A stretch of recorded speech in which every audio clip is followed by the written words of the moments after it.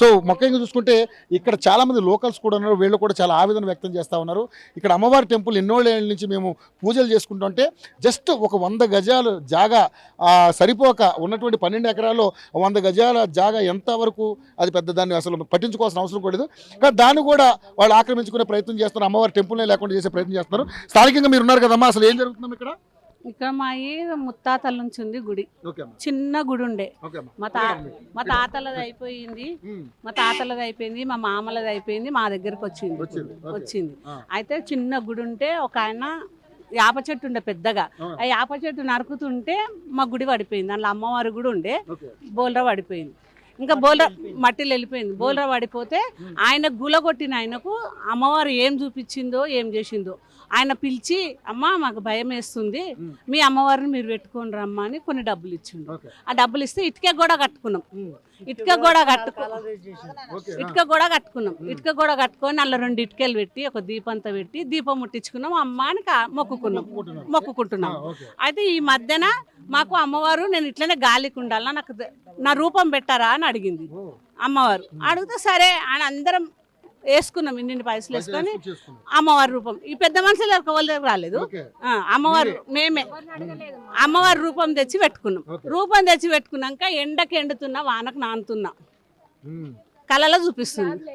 ఏం లేదు సరే అనేసి 5 రోజులు ఈ గేట్ ముంగట 5 రోజులు సిమెంటు, ఉష్కే, కంకర, సీకులు అన్ని ఇక్కడి నుంచి మోసుకొని వెళ్ళాం. మేమే మోసుకొని, ఎవ్వడు రాలేడు, ఏ ఆడది రాలే, ఏ మొగోడు రాలేడు. ఎందుకు కడుతురు, ఏం చేస్తురు అని ఎవ్వరు రాలే.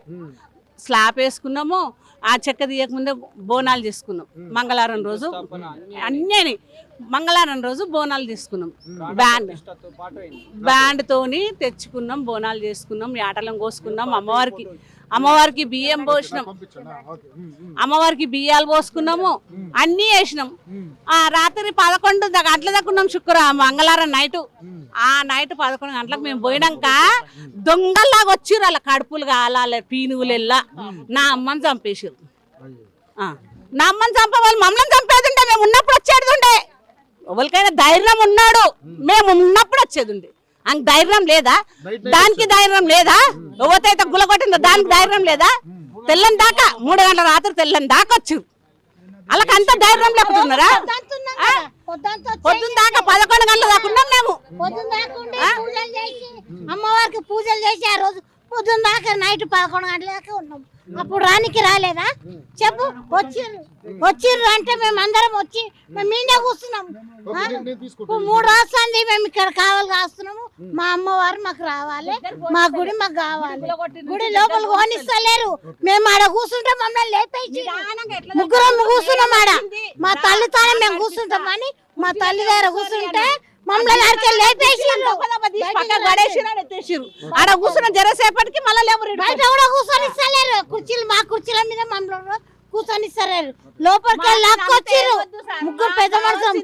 మా కాళ్ళ నొప్పులు, మా అమ్మవారికి ఇంత ప్లేస్, మా కాళ్ళ నొప్పులో మేము కూర్చున్నాం. పెట్రోల్ పోసుకొని చచ్చిపోతాం. కుటుంబం అంతా పెట్రోల్ పోసుకొని చచ్చిపోతాం.